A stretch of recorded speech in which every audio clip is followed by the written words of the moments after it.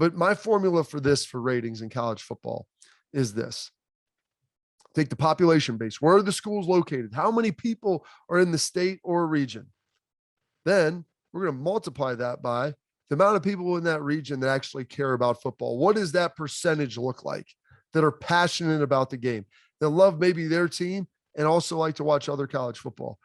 SEC, the footprint there isn't great as far as population base, but a high GSF, a high give a crap factor. People care about it a lot, so they tune in to watch. And so the majority of the state are going to tune in to watch those games.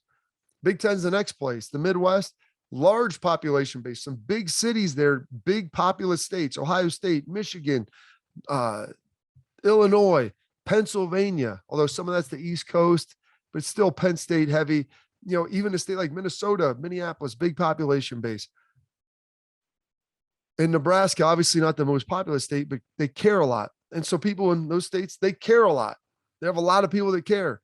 And so as we look through this, I'm like, man, outside of those two regions, how much do people really care about college football? A little bit in the ACC footprint, somewhat, because there's some overlap with the SEC. You know, you've got Oklahoma, Texas. Yeah, I think Texas is a big football state, so they obviously care. But you got Nebraska, Ohio State, 5.3 million.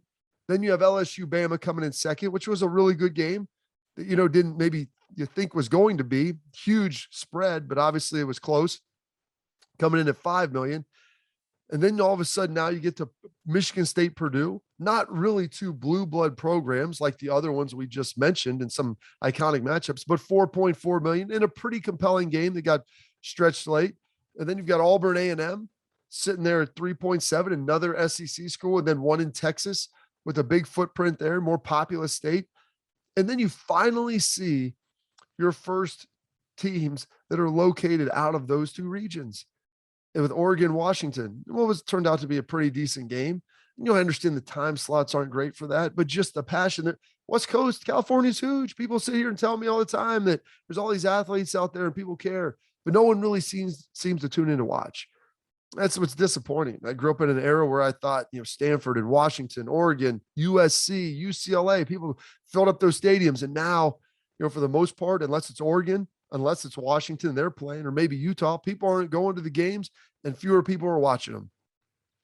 Because the next game up is you have Indiana and Michigan, one blue blood program and another basketball school at 2.6. So those are your top games that are coming in this weekend. And only one resided outside of the footprint of either the Big Ten or the SEC. And that is no surprise why they have the best media deals. Passion times population base. People care in those two parts of the country. And you know, there's some pretty decent games, but there were other good games around the country that, you know what, I guess just didn't draw the interest of many of the local residents there.